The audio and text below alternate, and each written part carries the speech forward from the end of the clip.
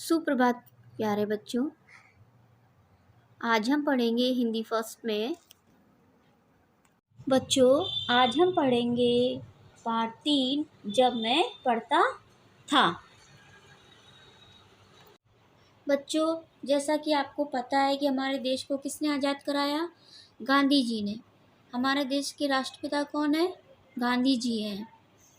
तो इस पाठ में गांधी जी ने अच्छे अक्षर और व्यायाम को महत्वपूर्ण बताया है कि हमारे जीवन में इनका कितना महत्व है। तो चलिए इस पाठ को हम पढ़ते हैं। मेरे पिता का नाम करमचंद गांधी था। वे राजकोट के दीवान थे। वे सत्यप्रिय, साहसी और उदार व्यक्ति थे। वे बहुत न्यायप्रिय थे। मेरी माता का नाम पुतलीबाई था। उनका स्वभाव बहुत अच्छा था। पूजा पाठ किए बिना वे भोजन नहीं करती थी। मेरा जन्म 2 अक्टूबर 1869 को पोरबंदर, गुजरात में हुआ। वहाँ से पिताजी जब राजकोट गए तब मेरी उम्र 7 वर्ष रही होगी। एक एक कक्षा पार करके मैं हाई स्कूल में आ गया। मैं हाई स्कूल में मंदबुद्धि विद्यार्थी नहीं माना जाता था। मुझे अपनी होशियारी का कोई गर्व नहीं था। इनाम या छात्रवृत्ति पाने पर मुझे आश्चर्य होता था। अपने आचरण की मुझे चिंता रहती थी। मेरे हाथों कोई ऐसा काम हो जिसके लिए शिक्षक मुझे दंड दे, यह मेरे लिए असहनीय था। मुझे याद है कि एक बार मुझे मार खानी पड़ी थी। मुझे मार का दुख न था, पर मैं दंड का पात्र समझा गया। इस बात का बहुत दुख था। यह बात पहली या दूसरी कक्षा की है। यानी गांधी जी के पिता का नाम करमचंद गांधी था और वे राजकोट के दीवान थे। दीवान यानी एक पद होता है कचहरी या कोर्ट में, जहाँ पे मुकदमा लड़ते हैं ना, तो वहाँ पे जो बैठते हैं ना, उनको ही दीवान कहते हैं। जैसे ये राजा का पद होता है, मंत्री का होता है, इस तरह से वे, उनके पिता राजकोट के दीवान थे। वे सत्यप्रिय, साहसी और उदार व्यक्ति थे। उनकी माता का नाम पुतलीबाई था। वह स्वभाव से बहुत अच्छी थी और वे बिना स्नान किए हुए, पूजा पाठ किए हुए भोजन नहीं करती थी। गांधी जी का जन्म 2 अक्टूबर 1869 को पोरबंदर, गुजरात में हुआ था। वहाँ से उनके पिताजी जब राजकोट गए तब उनकी उम्र 7 वर्ष की थी और गांधी जी एक एक कक्षा पार करके हाई स्कूल में आ गए। गांधी जी मंदबुद्धि विद्यार्थी नहीं मानते थे अपने आप को, क्योंकि वो बहुत होशियार थे और उन्हें बहुत गर्व था। तो जब उनको इनाम या छात्रवृत्ति मिलती थी तो बहुत आश्चर्य होता था और उनको ऐसा लगता था कि मेरे यहाँ तो ऐसा कोई काम नहीं हो जिसके लिए मुझे शिक्षक दंड दे, क्योंकि वो असहनीय था, वो सहन करने योग्य नहीं था। उनको याद है कि उनको एक बार मार खानी पड़ी थी और उन्हें मार खाने का दुख नहीं था। दुख तो इस बात का था कि उन्हें दंडित समझा गया, यानी दंड मिला जो उन्होंने गलती करी ही नहीं थी। यह बात उनकी पहली या दूसरी कक्षा की थी।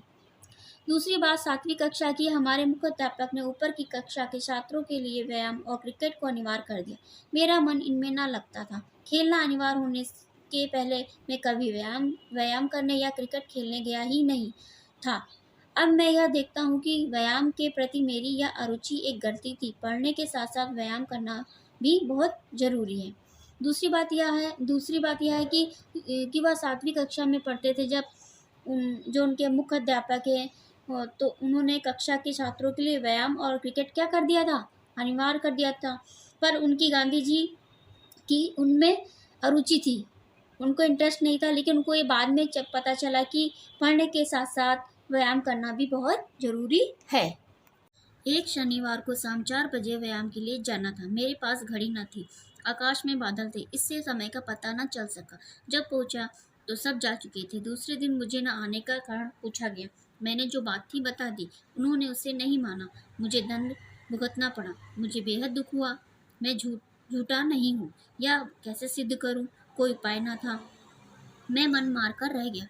बाद में समझा कि बोलने वाले को कभी भी असावधान नहीं रहना चाहिए।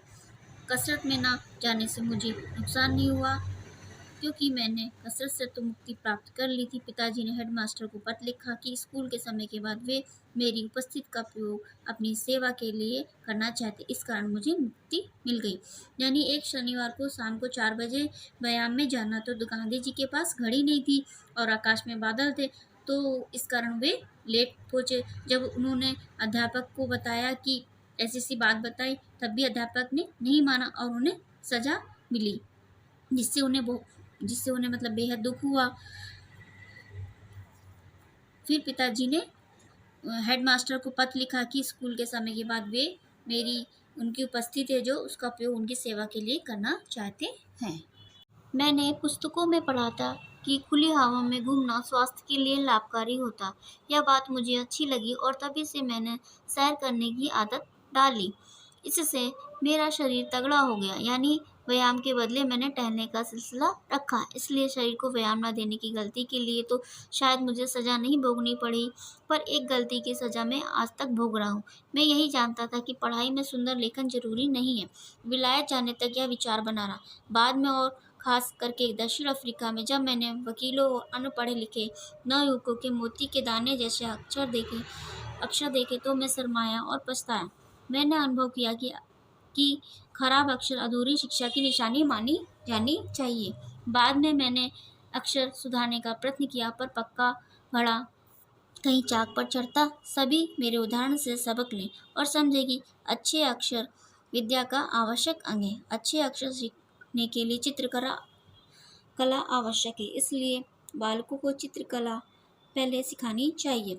जिस तरह पक्षियों, वस्तुओं आदि को देखकर बालक उन्हें याद रखता है और आसानी से पहचानता है, उसी तरह जब चित्रकला सीखकर चित्र आदि बनाने लगे तभी अक्षर पहचानना और लिखना सीखे तो उसके अक्षर छपे अक्षरों के समान सुंदर होंगे। यानी गांधी जी ने व्यायाम करना बंद कर दिया था, इसके बदले उन्होंने घूमना चालू कर दिया, जिससे उनका शरीर तगड़ा हो गया और यह सिलसिला उन्होंने जारी रखा। और लेकिन उनको एक गलती की सज़ा आज भी भुगतनी पड़ी। गांधी जी ने बताया कि एक गलती की सज़ा मैं आज भी भुगत रहा हूँ, वह है अक्षर लेखन। जब वे विलायत गए तो वहाँ पर उन्होंने बड़े बड़े वकील थे, उनकी राइटिंग देखी, लेखन देखा तो देखा कि उनकी लेखन था जो मोतियों की तरह था। कैसा था? मोतियों की तरह था। तो उन्हें लगा कि मैं इस गलती की सज़ा आज भी भुगत रहा हूँ कि अगर मैं पहले से अक्षर लेखन सही कर लेता तो आज मुझे इस तरह से नहीं देखना पड़ता। और उन्होंने यह भी बताया कि सभी मेरे उदाहरण से सबक लें कि अच्छे अक्षर विद्या का आवश्यक अंग है।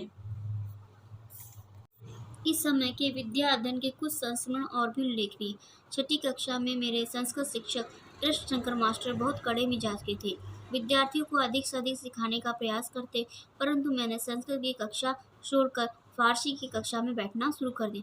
फारसी के मौलवी बहुत नरम दिल के थे, लेकिन इस बात से संस्कृत शिक्षक को बहुत दुख हुआ। उन्होंने मुझे समझाया, मैं तो सब छात्रों को बढ़िया संस्कृत सिखाना चाहता हूँ, आगे चलकर उसमें रस के घूंट पीने को मिलेंगे। तुम्हें यूँ हारना नहीं चाहिए, तुम फिर से मेरी कक्षा में आकर बैठो। यानी गांधी जी जब छठी कक्षा में पढ़ते थे तो कुछ यादें उल्लेखनीय हैं।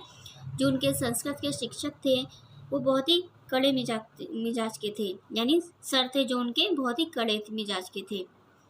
तो इस डर से उन्होंने संस्कृत की शिक्षा लेनी बंद कर दी। और जो फारसी के मौलवी थे बहुत ही नरम दिल के थे और उनकी कक्षा में बैठना शुरू कर दिया।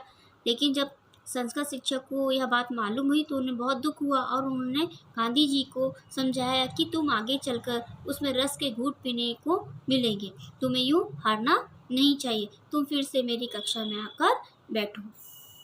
मैं आज कृष्ण शंकर मास्टर का उपकार मानता हूँ, क्योंकि जितनी संस्कृत मैं उस समय सीखा उतनी भी ना सीखा होता तो आज संस्कृत शास्त्रों का रस ना ले पाता। अब तो मैं यह मानता हूँ कि भारतवर्ष के पाठ्यक्रम में मातृभाषा के अतिरिक्त हिंदी, संस्कृत, फारसी, अरबी और अंग्रेजी का स्थान होना चाहिए। भाषाओं की इस संख्या से यानी गांधी जी ने कृष्ण शंकर मास्टर जी का उपकार माना, क्योंकि उस समय उन्होंने जितनी संस्कृत सीखी थी उन्हें लगा कि अगर उतनी भी नहीं सीखी होती तो आज मैं संस्कृत शास्त्रों का रस ना ले पाता। और उन्होंने कहा कि पाठ्यक्रम में मातृभाषा के अतिरिक्त हिंदी, संस्कृत, फारसी, अरबी और अंग्रेजी भाषाओं को भी स्थान मिलना चाहिए। भाषाओं की इस संख्या से किसी को डरना नहीं चाहिए। भाषा पद्धतिपूर्वक सिखाई जाए और सब विषयों को अंग्रेजी के माध्यम से सीखने सोचने का बोझ हम पर न हो। ये भाषाएं सीखने में बहुत ही आनंद आएगा। जो व्यक्ति एक भाषा को शास्त्रीय पद्धति से सीख लेता है उसके लिए दूसरी भाषा का ज्ञान सुलभ हो जाता है।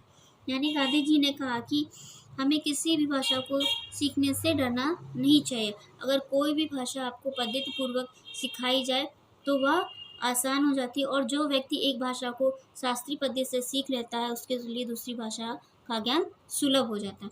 तो बच्चों, आपको समझ में आया यह पाठ? आपको पुनः अच्छे से पढ़ना है और बुक वर्क करना है। धन्यवाद।